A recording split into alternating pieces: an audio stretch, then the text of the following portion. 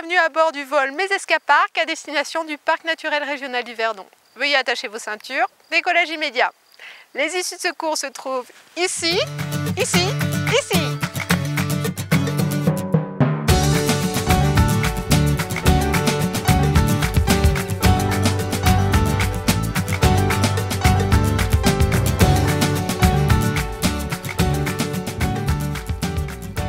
À Rougon, dans les gorges du Verdon, je retrouve Vincent qui sensibilise à la réintroduction du vautour dans le parc via son association Le Piaf. Alors c'est une petite association qu'on a montée pour faire ces sorties découvertes des vautours. Le principe c'est qu'on se retrouve sur le parking de la Chapelle à Rougon et on traverse juste le village avec des paires de jumelles que je prête aux gens.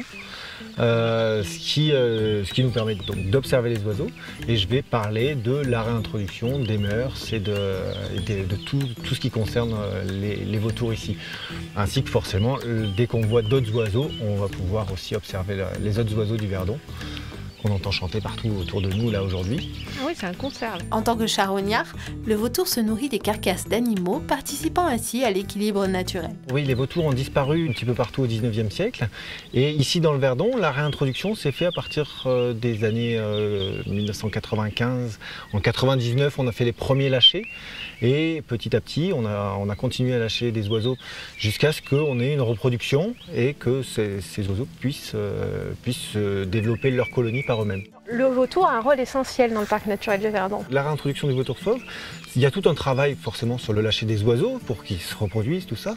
Mais il y a aussi tout un travail avec les éleveurs pour qu'ils puissent de nouveau remettre les carcasses pour les vautours et profiter de la présence des vautours pour se débarrasser de ces carcasses de manière beaucoup plus simple. C'est des très gros oiseaux, ils ne vont pas pouvoir battre des ailes pendant longtemps, ça va les épuiser et du coup ils vont attendre de pouvoir avoir des courants thermiques ou courants dynamiques. Ils vont décoller, ils vont prendre de la hauteur et après ils vont pouvoir partir chercher leurs carcasses toute la journée. Et si nous prenions de la hauteur pour ajuster notre vision à celle du vautour? Pour cela, suivez-moi à la rencontre de Philippe de Rock'n'Vol qui propose une initiation au parapente, labellisée Marque Parc, au-dessus du village de Moustier-Sainte-Marie. Je me sens tout à coup pousser les ailes. La prestation qui a été labellisée permet aux gens qui souhaitent découvrir la pratique du vol libre d'accéder à pied au décollage en partant du village de Moustier par une randonnée de 30-40 minutes.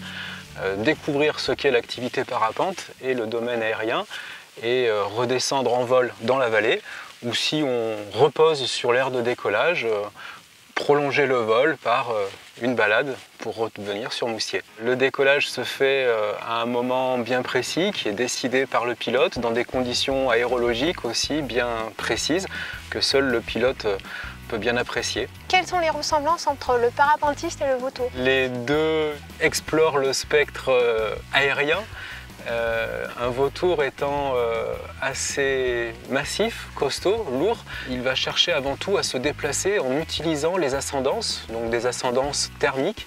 Quand on voit cercler un oiseau, c'est qu'il exploite un courant d'air chaud. Et nous, on exploite aussi ces ascendances thermiques-là. Et d'ailleurs, il est fréquent que l'on se croise en vol, soit dans des ascendances thermiques, soit sur des ascendances dynamiques. Il est indispensable parfois de se manifester, notamment par le bruit, par un cri, de façon à les alerter de notre présence, puisque en regardant ailleurs que dans l'axe de leur trajectoire, en se rapprochant trop près, on pourrait risquer des collisions. D'accord, il y a une façon de les appeler là.